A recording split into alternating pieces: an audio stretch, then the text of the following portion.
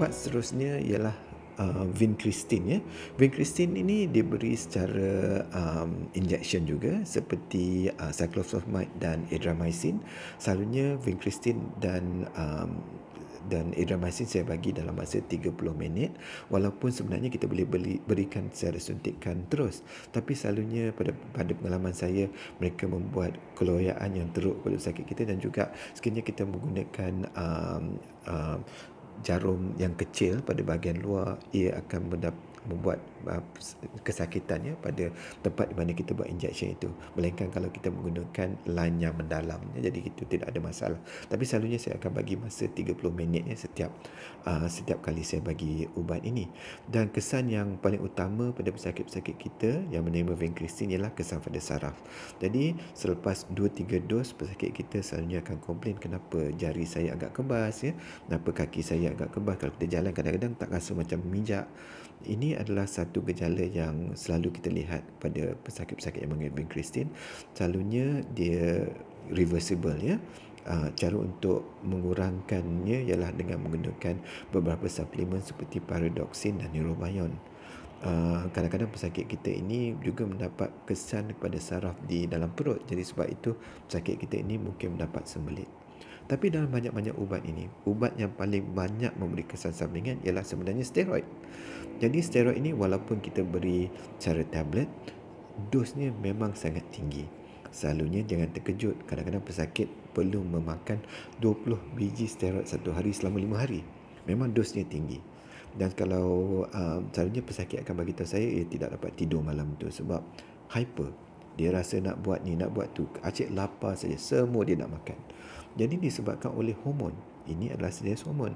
Jadi kalau kita biarkan dia secara lama, mungkin dia selepas 5 hari itu dia kembali normal. Tapi kalau kita teruskan saja dosnya tinggi, ia boleh memberi gejala jangka panjang seperti bacaan gula yang tinggi, bacaan tekanan darah yang tinggi. Jadi sekiranya pesakit itu mempunyai darah tinggi dan kencing manis, kita kena pastikan ia dipantau dengan baik. Kalau kita biarkan dosnya agak lama juga, ia boleh memberikan kesan seperti katarak, kesan pada kulit, mana kulit kita akan menjadi nipis dan senang lebam, dan juga pada tulang dia boleh menyebabkan osteoporosis. Tapi kalau kita bagi dos tinggi walaupun 5 hari, selalunya dia tidak mempunyai kesan jangka panjang yang begitu serius. Contohnya kesan-kesan ini berlaku lebih pada pesakit yang mengambil ubat ini selama berminggu-minggu ataupun setengahnya itu selama berbulan-bulan, maka kesan-kesan ini dapat berlaku. Tetapi kalau pesakit itu sudah ada masalah darah tinggi ataupun kencing manis, memang dengan dos selama 5 hari ini saja sudah cukup untuk membuat bacaannya terlalu tinggi ya.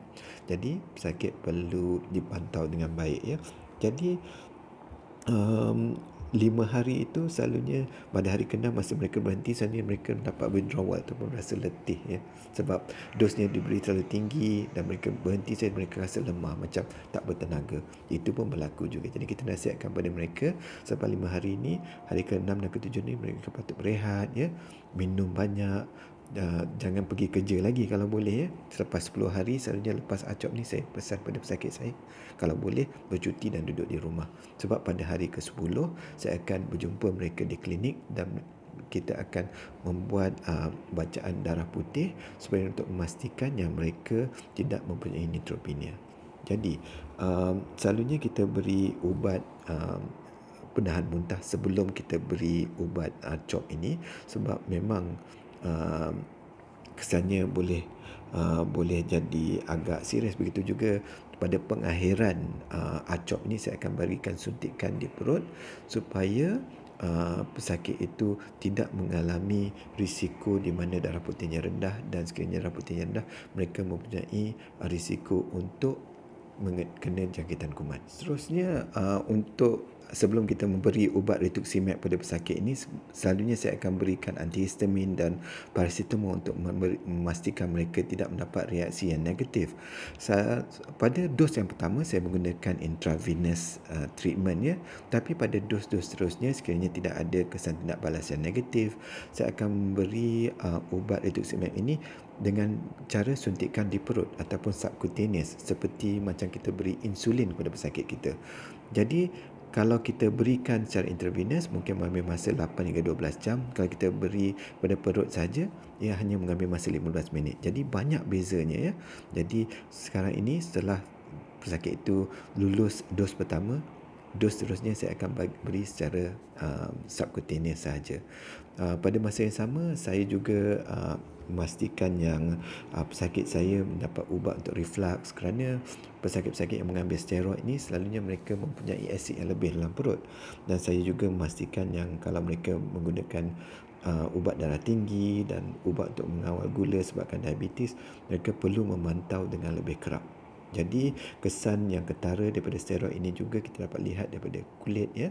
Daripada kemoterapi, kadang-kadang selain daripada kulit mereka menjadi halus, terdapat juga kesan-kesan di mana di bahagian ketiaknya mereka mungkin mendapat kesan di mana kulitnya menjadi hitam, dan juga di bahagian kuku dapat garisan warna hitam. Ini disebabkan oleh kesan pada kemoterapi ya. Selepas 6 bulan dia akan hilang. Jadi jangan risau.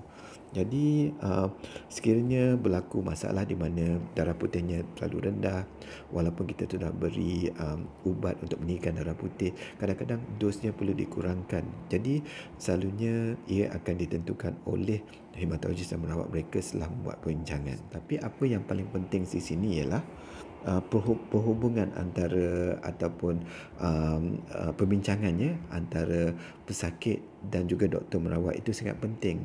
Adalah penting untuk pesakit kita tahu apakah rawatan yang mereka lalui, kerana dengan itu mereka dapat memberikan kerjasama yang lebih baik. Dan juganya sekiranya ada berlaku masalah ketika membuat rawatan, mereka tahu yang ini disebabkan oleh rawatan, bukannya disebabkan oleh penyakit tersebut. Jadi mereka lebih bersemangat untuk melalui rawatan kita. Jadi sekiranya ada masalah, sila berhubung dengan doktor anda, ataupun sekiranya anda berminat, anda boleh menghubungi saya melalui Facebook ataupun email kepada saya. Sekian, terima kasih.